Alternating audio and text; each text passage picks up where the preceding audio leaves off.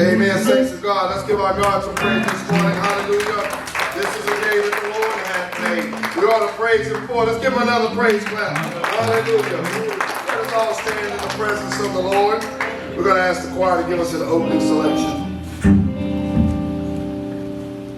When I think of the goodness of Jesus and all He's done for me, oh my soul, hallelujah, I thank God for saving me. Oh, when I think of the goodness of Jesus and all He's done for me.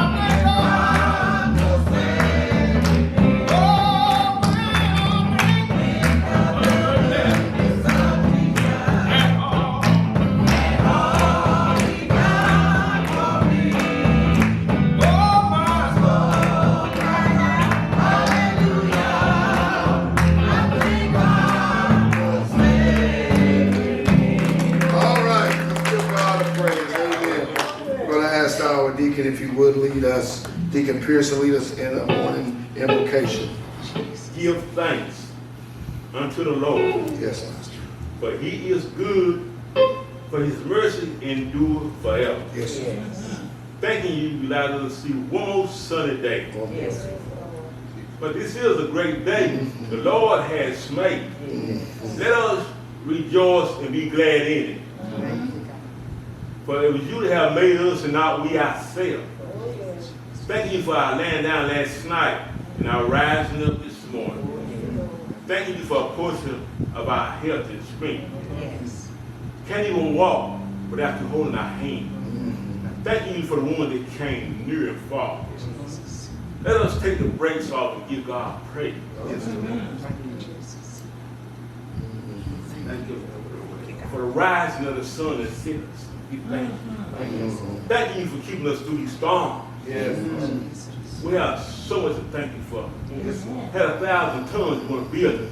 Yes. Thank you. Let us get into the service and let God have his way. Yes. Thank you, Master. Most of all, we thank you for your son Jesus. Died on the cross. Gave us the right to Yes. all of God people say, amen. Amen. You may be seated in the presence of the Lord. I'm going to ask the choir to come back and let us continue to praise our God together. Amen. How many of you know God won't never leave you? Come on. How many of you know God won't never leave you?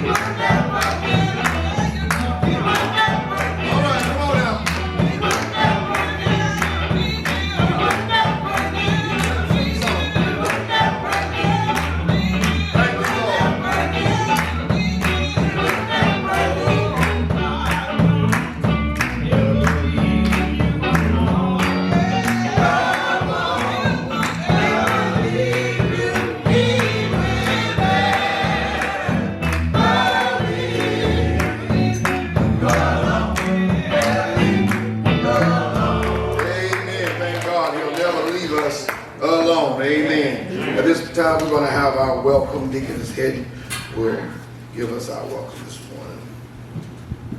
Good morning. Good morning. On behalf of our pastor, Reverend Hedden, and all auxiliaries here at Mount Calvary, I extend to you a hearty welcome. I hope that when you leave here today, you'll be able to say, I'm glad that I came. Anytime our doors are open, you're welcome to come worship with us. I say to you again, you're welcome, welcome, welcome. Amen. I second that welcome. Let's give God praise. I second that welcome, and we thank God truly for He has been good to all of us. Amen. Thank God for everything that He has. I said it's all about the Lord. Amen. We give our God some praise. It's all about Jesus. Amen. And Jesus said, if I be lifted up, come on somebody. If I be lifted up, I will do what? Draw all men. We ain't got to figure out how to get them. Let's just lift up Jesus. He already got the master plan. If we lift Him up, God, come on somebody. If we lift up the Lord, then God will draw all men unto Himself. Amen. So we're going to ask the choir to come back and give us another selection. And then we're going to ask the ministers to give us a word of encouragement. Come on, choir. Let's lift up the name of Jesus. Oh, He's a wonder. He's a wonder. He's a wonder.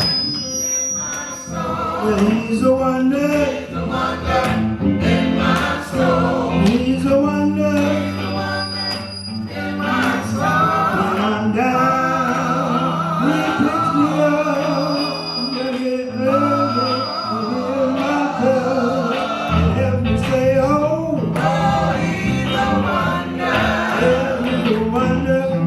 In my soul. Oh, He's a wonder. He's a wonder. In my soul. Talking about Jesus. He's a wonder.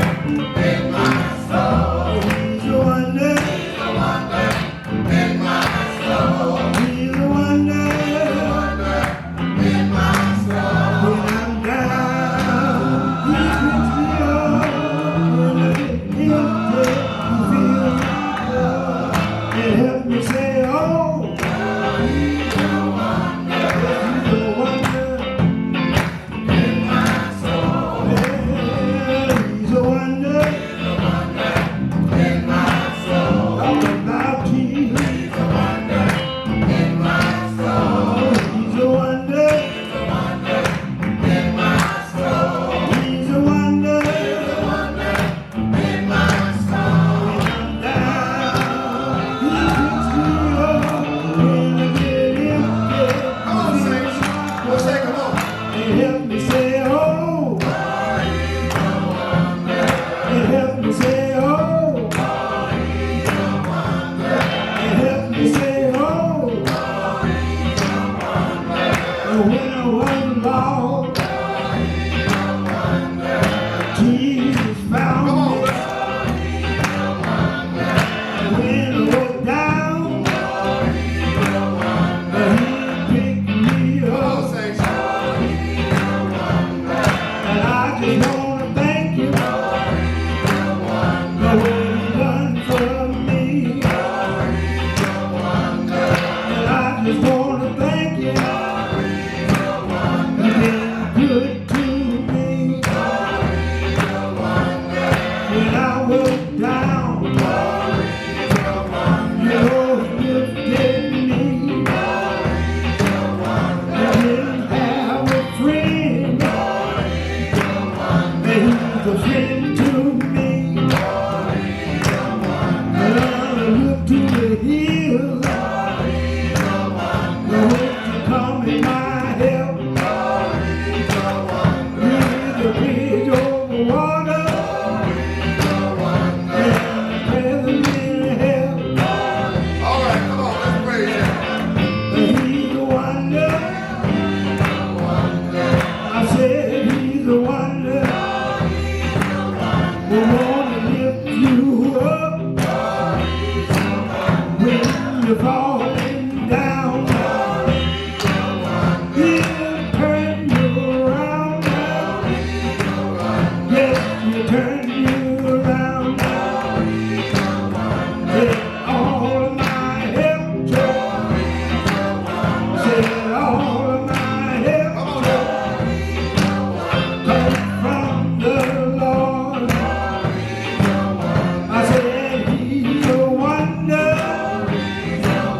Say he's a wonder. He's a wonder. He's a wonder.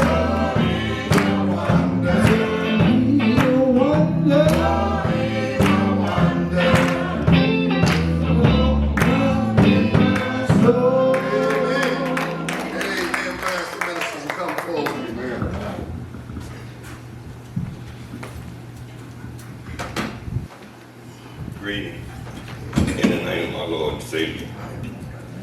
Jesus is definitely a wonder to me. I don't know about you, but he has done great things for me. In the book of Ezekiel, the 37th chapter, it reads, "The hand of the Lord was on me. He brought me out by the Spirit of the Lord and set me in the middle of a valley. It was full of bones. He led me back and forth among them, and I saw a great many bones on the floor of the valley, bones that were very dry. He asked me, 'Son of man, can these bones live?' I said, 'Sovereign Lord, you alone know.' Then he said to me, 'Prophesy to these bones, and say to them, Dry bones, hear ye the word of the Lord. This is what the sovereign Lord says to these bones. I will make breath enter you, and you will come to life.'" Church, you may be in a dry season right now in your life, and it seems like there's no way out. Seems like nobody cares. Seems like everything that you go to do, it always falls through. But I've come to tell you this morning to hold on. Help is on the way. Just as God had Ezekiel to speak into the dry bones, he can speak into your life. That your dry season dry up and it be flourished. So don't never think that you're not on God's mind. And don't never think that God has turned his back on you. Always give him praise and lift him up. Because again, I say, your dry season is about to end. God bless you. Good word. And we say, praise the Lord. Praise the Lord. Amen. God is good. Amen. Thank God for the service thus far. I'm not going to stand before you long. Just a few words of encouragement.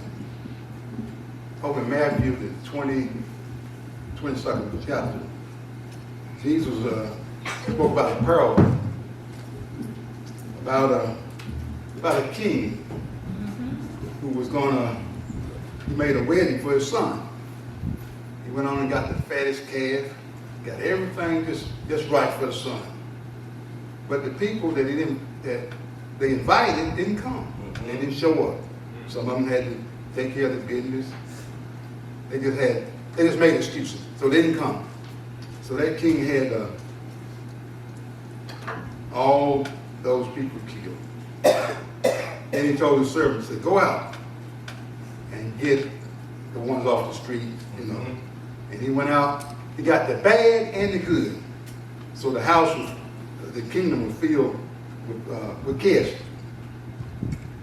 And when the king came in, he noticed one that didn't have the wedding garment on. You know, when you went to a wedding, you had to put on the garment to go in there. That was like a disrespect, either a punch in the gut to the king. So he spoke to the man and said, "Friend, where's your garment at?" And he speaks to him. See, the garment represented righteousness. Righteousness. So we can come to church every Sunday, but we take it lightly. But this garment you got to have on. But when Christ painted this picture, he's talking about the garment of salvation. If you don't have salvation, you won't get into this wedding that we're going to. So he was kicked out. Now just think about it.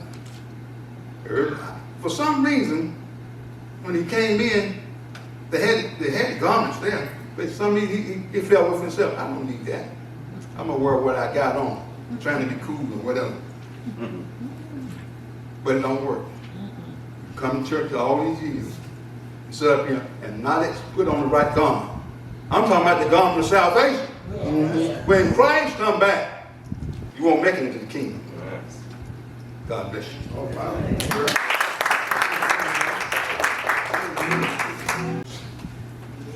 The Reverend said, put on the garment of salvation.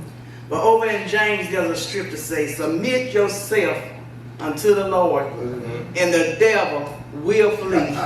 Put on that garment of salvation. If we submit, yield fully to the Lord, give him everything, knowing that we can do nothing without him, then surely the enemy will flee. Because in submitting to God every now and then, a praise is going to come. Now y'all might get tired of me talking about praise, but it's all I know. It's what delivers me. It's what brings me out, and it's what God gives me. So every time I get a chance, I'm going to try to encourage somebody to give God some praise. I know what worked for me, so I just want to give to you. I'm not trying to excite you, give you a short-term zeal. I'm just trying to tell you what worked. But the Bible says if you submit, and somewhere in that submitting, somewhere in yielding to God, you got to have a praise. And the enemy can't stay in the midst of a praise. Come on now. Praise God. Thank you, God. Let the church say amen. Amen. Truly, we ought to have a praise. All right. I want to talk to you this morning about, are you tuned into the right frequency? You know, just about everybody has a radio, TV, VCR, but you got to find the right frequency to pull in what you want to listen to. The AM/FM radio, AM and FM, it's just set at a special frequency. But did you know, I thought about that we have to be tuned into the right frequency with God. And God has a frequency that we look for, we find it. And when we find it, we tune into it. Make sure we're connected to it. Sometimes some static come in. That's when the enemy is just trying to pull you down. Sometimes the wire is cut and can't get through. But we can always get through on the Lord's frequency. That's a frequency of hope. Let me know that I'm on my way. A frequency of faith. Hold on and stay there whenever things go wrong. Then there's a frequency that leads from earth to glory. And I want to stay on that connected line. And nothing can change that frequency this morning. I just want to say to you this morning, hold on to the frequency of God. Hold on that when things come rough in your life. Just hold on. Hold on to the right frequency. That right frequency is the Holy Spirit. It'll stay connected in spite of everything. Can I get an amen this morning? Feel like preaching this morning.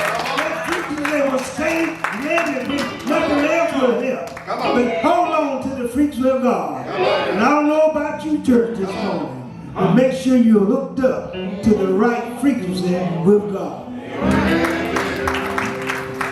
Come on, let's give God another praise now. Hallelujah. Hallelujah. We're going to ask the choir to come back, and then we're going to have what thus saith the Lord. Come on, choir, let's sing.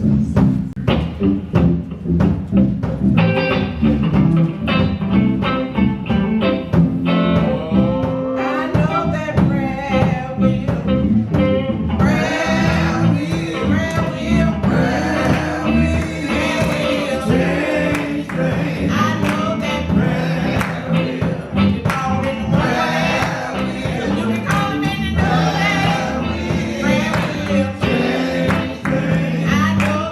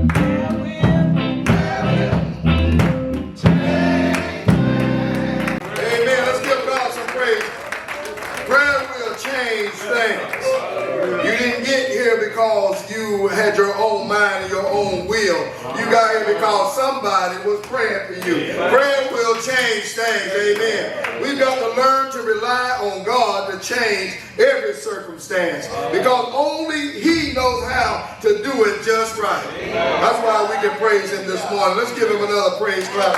Amen. Amen. And those of you that got faith don't have to praise God just for what He's done for you. Those that got faith can praise God for what He's going to do for you. Amen. So we can give God some praise already for what God is going to do for us. That's why we got to serve a living God, a God that knows everything that we need. We don't just have to praise God for what we can put our hands and see with our eyes, but we can praise God for what He said He's going to do. If God said He'll never leave you nor forsake you, you can give Him some praise for that. No matter how you feel, you can give God praise for what He said He's going to do. But when the Lord say He's going to do something, it's as good as done. That's why you can praise Him. Hallelujah. Glory to God. Hallelujah. I feel good in my spirit because the Lord is still in control. Amen. Every day that I wake up, I don't worry about what's going to happen, because I know that God is still on the throne. I know that whatever come my way had to get permission from God first. And when it got permission from God, God gave it special instructions. You can test Him out. You can do whatever you want to do, but you can't touch His flesh. Why? Because I serve a living God. I'm a child of the King. And when you wake up in the morning, you ought to wake up recognizing you are a child of the King, that you're a kingdom child, and everything that comes into your life, whatever it is, it's still got to take its orders from God. There ain't nothing that comes into your life that can take over and take your life just because it wants to. It's because God is in control. It's God that tells it to go here and sit over there, come back and go over there. It's the Lord that has ordered our steps. He said He ordered the steps of a good man. He ordered the steps of the righteous. It's God that ordered our steps. So no matter where you're standing this morning, it doesn't matter if you're in the valley of the shadow of death or you're on top of the mountaintop. It's all because of the goodness of Jesus. All because of His grace and His mercy. Hallelujah. We need to stop waking up paying attention to our ailments first. You know, before we get up good, we get to searching around to see if Mr. Arthritis is still there. Before we get up good, sometimes we search and find out if a headache from last night is still there. Before we can even get up good, we're searching to see if our blood pressure is all right. Before we can get up good, we're searching to see if I feel like moving or not. But when you wake up in the morning, the first thing you ought to do is open your eyes and say, thank you, Jesus. And whatever I'm getting ready to face, Lord, if I move 1 inch and my legs start hurting, I want to give you thanks first. I want to make sure that the first thing come out of my mouth ain't about my pain. It ain't about my headache. It ain't about the depression I'm going through. It ain't about the sadness, the business of the day. The first thing that I want to say to you, Lord, is thank you, Lord, for letting me to stay another day. Hallelujah. Hallelujah. Sometimes we let stuff just take over our life. We let stuff in places that only God is reserved for God. And we allow them to sit there and dictate to us and lead us down the wrong way, when that place is only reserved for the Spirit of God and God Almighty. God said, I was the one who formed you. I was the one who made you. You're the sheep of my pasture, and you ain't got to worship another. I'm the Lord who created you, and you got to bow down and worship me. Don't allow no other God, whether it's your headache, your children, your spouse, or whoever it is. Don't let them take my place, because my place is a place that's reserved for me only. And if somebody else get in my place, then therefore you gonna listen to them, and they gonna take you here and there, and they gonna abuse you. But if you let me stay in my place, say the Lord, I will make sure that you have an abundance and that your life will be blessed. All right. Hallelujah. Thank you, Lord. Glory to your name. Hallelujah. We thank the Lord for another day, another opportunity to be able to worship together. It ain't just about worshiping by yourself. Fellowship has always been important to God, because through fellowship, God ministers to our needs. Sometimes we think that we can take care of ourselves. We think that we can just do everything by ourselves. But God made us the body of Christ for a reason, that we might be able to supply each other's needs as the Spirit gives unction. When the Spirit of God gives unction, you might be sad and I can clap. I might be able to clap for you and raise you up a little bit. You see, when I might not have this and you got what I need, when the Spirit moves you, you're going to be able to supply what I need. That's the way God designed the body of Christ. But this morning we're going to go to the book of Acts. And I thank God for all of you being here this morning to be able to search out and seek a word from the Lord. The 27th chapter of the book of Acts. And it reads, starting at the 9th verse, I will read 9, 10, and 11. We'll skip the 13 and read down through the 15. And I'll make another skip just so you can get the full gist of the story that's being written. Starting at the 9th verse. By now much time had passed, and the voyage was already dangerous, since the day of atonement was already over. Paul gave his advice and told them, men, I can see that this voyage is headed towards disaster and heavy loss, not only for the cargo and the ship, but also for our lives. But the centurion paid attention to the captain and the owner of the ship rather than Paul. Verse 13.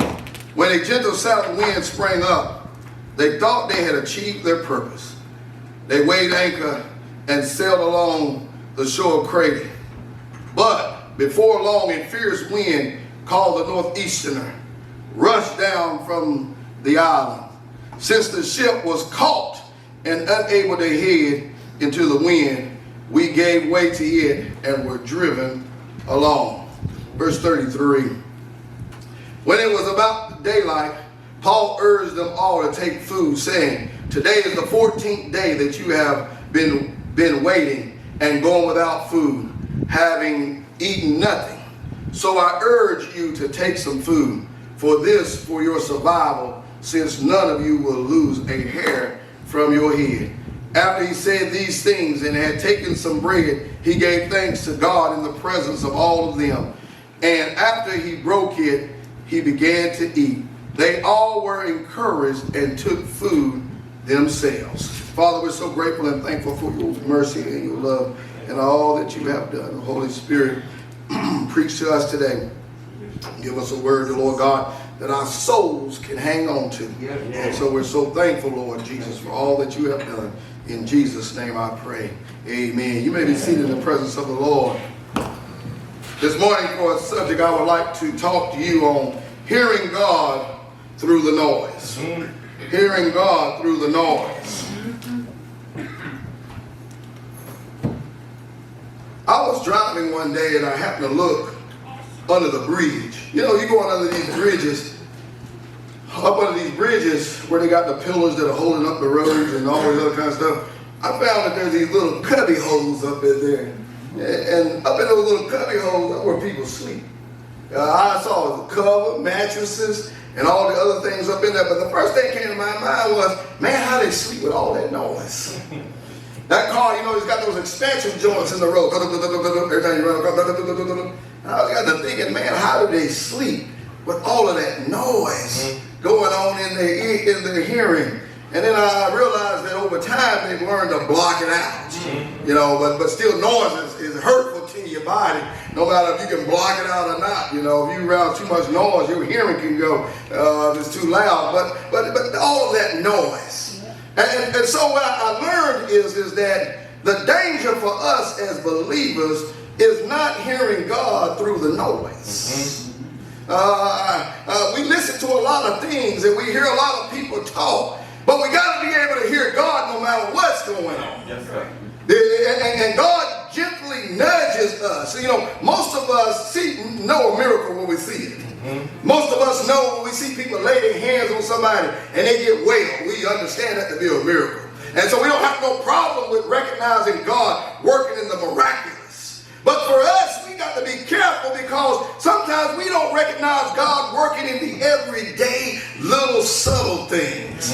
The Bible says that Paul gave him their advice. Imagine some of them probably would have listened to Paul if he was behind a pulpit and he was preaching something and they'd be like, oh, well, I believe that. Maybe if he was working a miracle, God was working through him in miracles, maybe some of them then would believe that. But the Apostle Paul was on his way to Rome to be before the emperor because he had been charged with a crime. In other words, he was a prisoner just like the rest of them. I'll bring that point up to say this, is that when God nudges us, he doesn't use the obvious thing to nudge us. He used the inconspicuous. The person that's locked up and in prison look just like the rest of the prisoners. He want to give us his advice. I'm not taking no advice from him. See, you just missed God. Amen. Hallelujah.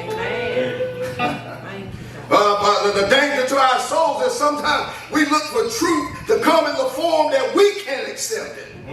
Come on, somebody. All right. If it look like what we expect, we accept it. Yes. If it act like what we expect, we accept it. But if it doesn't look like or act like or sound like what we expect, then we have a tendency to overlook it and reject it. Amen. Let me give you a story from the Bible as I proceed on in Paul's advice and why it wasn't taken because he just looked like one of them. Naaman, the Syrian military man in the book of Kings. Naaman was a leper. The Bible says that Naaman was a fierce fighter, a fierce warrior. He was built up. He had all kind of, if you gave him out, he had all kind of medals. He was bad. But then the Bible said that he was a leper. And that was took away all the glory. But there was a little slave girl, a girl that had captured out of Samaria, that told the general's wife, hey, if only my master could go to Samaria and be where the prophet is, he would be well. Yes, sir. Now, he didn't have to listen to her. I thought, oh, she's just a little slave girl. But he was so desperate, he took a chance. But let me show you how the noise almost got in the way. So as he gets down there to where the prophet is, the Bible says that Elisha don't even come out the house. In other words, Elisha is saying, I don't care what your rank is. You ain't got no control over me. So Elisha don't even come out the house. He sends word by his servant, go tell the man to go wash in the Jordan and dip 7 times. But Naaman, the Bible says that Naaman left mad. He was angry. Could there not have been better rivers I could wash in? And the Bible says, he said, surely I would have thought that the man of God would have come out and waved his hand over my head, or waved his hand over my body, called on the name of his God, and I will be healed. You see, Naaman was fitted for the miraculous. He was willing to accept the miraculous, but when the prophet gave him a little bit of advice, didn't pay no attention to his rank, the Bible says he went away mad. Yes, sir. Hallelujah. I got to tell you what the rage is when I get into the scripture. You see the danger of the noise. The noise is this. The noise is our pride. That's the noise. You see, the Bible says that God resists the proud, but he gives grace to the humble. You see, the problem with us is we got too much noise in us. We got too much pride in us. We got too much arrogance in us. And the scripture says that the Apostle Paul, he gave his advice. And he said, men, I see that this voyage is headed towards disaster. And that there's going to be a heavy loss. In other words, listen. The word there, disaster, means I see there's a lot of hubris. What he was saying was, I see there's a lot of arrogance. You know this ain't the time we should set sail. But because you can make a decision, you decide to set sail. In other words, you just taking my word as just an opinion or just advice. But it's God speaking through me to tell you that you're headed the wrong way. You see, some of y'all might look at this old part and say, I'm not going to listen to him. But I'm telling you right now, your soul is headed the wrong way. There's disaster ahead. The stuff that you're into, the thing that you're doing, you forgot the advice that the man of God told you, and you make a decision to do it, you're headed for disaster and great loss. So he says to him, you are arrogant and you're headed for disaster. You know, the proverb says this, pride cometh before the fall, and a haughty spirit before destruction. See, you can walk around with your chest out, but when the world gets through with you, your chest will be flat. You'll be asking God to save you and rescue you. But anyway, you see, they didn't recognize God in the advice. Like many of us as children, we measure things by what we can see and what we can touch. But God nudges us in subtle ways. And there's a reason for that, because God is maturing our faith. You see, it don't take no faith to see that God healed somebody. It don't take no faith to see that God raised up the dead, because he's standing right in front of you. But it takes faith to know that God is nudging you, even when you don't see the evidence of it, even when you don't know how you're going to get out. You got to exercise the faith that God is giving you, because he's nudging you along the way. All right. Now let me show you how we do. So the Bible says that the captain, or the centurion that was guarding Paul, it said that he listened to the captain more than Paul. In other words, he listened to the expert. Mr. Ford said one time that if you really want to stifle creativity and kill creativity, ask the expert. Because the expert will tell you every reason why you can't do what you're trying to do. And I'm telling you now, when God starts dealing with us, it's bad for us to go ask the expert. When God starts trying to nudge us and tell us, we're going to go ask the expert. But I know by now that we ask the expert. It's because we wanted to do it anyway, and we're just looking for somebody that will agree with us, that got enough credentials that we can say, Dr. So-and-so told me I can do this. Brother so-and-so, the deacon, the chair deacon told me. You just looking for somebody to agree with you, and somebody with a title so that you can latch on to that and find accountability. But what you're doing is sinning against God. So now we're going to wrap this up. So here he comes. He asked the captain. And the captain said, oh, we can make it. Let's sail on. So they sailed on. And as they were sailing on, the Bible said, a gentle wind began to blow. Yes, sir. And from that gentle wind, they said, we're going to make it. I want to tell you something about us. You see, when people try to tell us about things in our lives before we got there, this gentle wind will trick us. We think it's in our favor. Yes, sir. The first thing we say is, I know they didn't know what they were talking about. I knew that I shouldn't have listened to them. I'm so glad. Because that gentle wind that came told them that what they were thinking was right. The Bible says there's a way that leads them that a man think is right, but that way leads to death. You see, you got to be careful when you reject God. When you reject him by not knowing it is God, and when you reject him by knowing it's God talking to you, your soul got to be careful not to reject the inspiration nor the advice of the Lord. When God tells you something, he's not going to back it up. He's going to let you know that I'm going to stand on my word, and when I tell you something, it's going to fulfill itself. But anyway, the wind started blowing. Everybody feeling good right about now. I'm glad we didn't listen to Paul. He might just stick with that preacher. He don't know what he's talking about, telling us that we shouldn't go.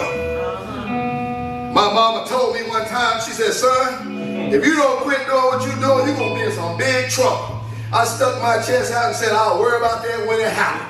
And let me tell you what, when it happened, I couldn't worry. I had to deal with it because that was the worst time of my life. But I had to deal with it. You see, I was rejecting what God was trying to nudge me into. I tried to tell him, I know what I'm doing. I can do my own thing. But that way led me to a path that I regretted, that it hurt me because I didn't listen to what the word of God was saying through my mouth. Oh, don't look at me like I'm strange. Some of y'all done been through that too. Your mama told you, don't marry him, you marry him. Now look where you at. Your daddy told you he ain't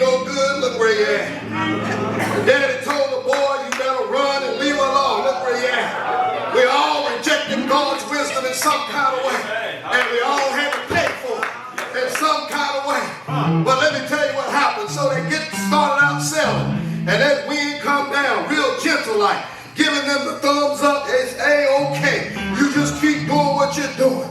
You know, sometimes when people reject your advice about drinking, they say, man, it's A-OK. Everybody's drinking, I'm drinking, but pretty soon something's going to change in a minute. And then, you know, people that's out there smoking, reefer, drugs, dope, all this, and you try to tell them, hey, man, that stuff ain't no good for you. Leave it alone. But then their friend come by, pat them on the back, and say it's A-OK. See, there's a problem with that because the soul depends on God to nourish it. And when the soul rejects God, it has no sense of balance, and it can't do right, it won't live right, and it's subject to the destruction that the world is bringing. So here we are. The gentle wind got them far enough out there to where they couldn't turn around. You know, that's how the world is. The world will get you out there just far enough, just a little bit. They ain't gonna get you all the way where you're trying to go. It'll get you just enough out there, and all of a sudden, things begin to change. Here it is right here. The Bible says that all of a sudden, a northeasterly wind came, and it was blowing contrary. And it said the storm came and it caught the ship. You know, hey, listen, let me tell you something. When I was reading this passage, I know why addiction is hard to break on your own. Because it's like a storm in your life. It has caught your ship. It has caught your soul. And you can't turn away from it. You can't wrestle with it. You tried to quit. You tried to go to AA. You tried to give it over to somebody. You took all of the advice. But guess what? That ship, that storm done caught you. And now you can't get out of it. You're struggling and you're weaving. You're trying to turn around. But the addiction telling you, keep going forward. You might make it one day. And you keep rowing until you get exhausted because the storm done caught you. Yes, sir. Hallelujah. Glory. Thank you, Lord. The storm caught the ship. Yes. The Bible says that the men, they began to row. They began to tussle. And let me tell you something about your storm. When you got caught in your storm finally, when the words of the advice of those in your life tried to tell you the things about God, when it finally caught up with you, when you were rowing, you can remember what your mama told you, and you just wish you'd have just listened to them. You can remember what your daddy told you, and you wish you'd have hadn't listened to them. I'm sure these guys, when they got caught in the storm, they wished they'd have listened to Paul and stayed on the island. I'm sure they were saying to themselves, Lord, if you get me out of this one, I promise I'll never do it again. I'm sure of that. Some of us have been through some stuff that we didn't have to go through because we weren't paying attention to what God was trying to tell us. And now we're caught in a storm. We're caught in a storm that's got us now. And now we're saying, Lord, if you please just get me out of this storm, I'll do better the next time. Yes, Lord. Hallelujah. So the storm caught. Thank you, Lord. Thank you, Jesus. And like any storm, the men were paralyzed. They couldn't eat. They didn't sleep. I want you to think about your own life and how the storms that you've been into, how it took your appetite away, how it took your sleep away. The storm was in full control of you. It took everything that you had. You no longer could think straight. You no longer could pray anymore. You couldn't go to church no more. There was so many things coming at you because the storms of life, as Jesus said, have now choked the word of God right out of you. And now you cannot make it because now you're on Skid Row where you once lived up in a big old high pop, and now you're down on the street because you didn't listen to the advice that God was trying to give you through the Apostle Paul. But let me end this out. I want to end this out. But anyway, the Bible says that the Apostle Paul stood up and told the men, I need y'all to eat. I need you to eat. Paul is trying to bring them back to life. Paul is trying to bring them back to life. Now that they see that the word of God is credible, the soul now is saying, give me some food that I might live. And Paul is saying, I need you to eat something because ain't a hair on your head gonna be lost. He told them that an angel had stood beside him and told him, listen, Paul, you're gonna stand in Rome and nobody's gonna be lost. I'm trying to tell somebody today, Paul was in the storm with the prisoners, but the storm didn't have no effect on Paul. Why? Because Paul went by faith. He understood that God was standing beside him, that God was with him when he was in the storm.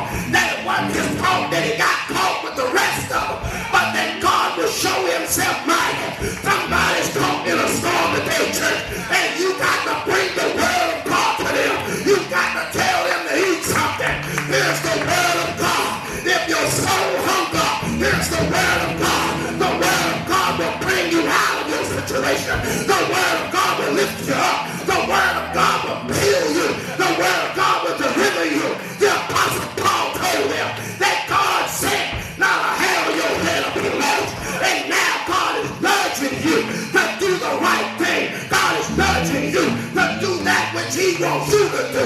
God is nudging you that you can find faith in him. God is nudging you that you can separate the noise from the word of God.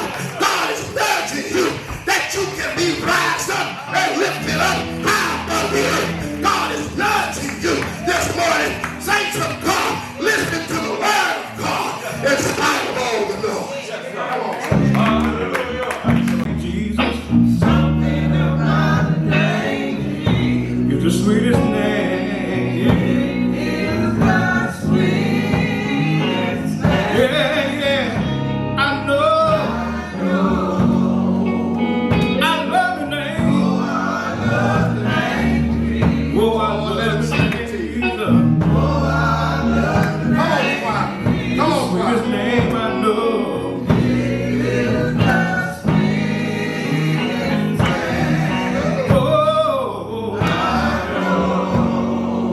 Some people say I'm crazy, but come on now. I cannot explain Yes, yes. how that I feel Oh, power. when I call his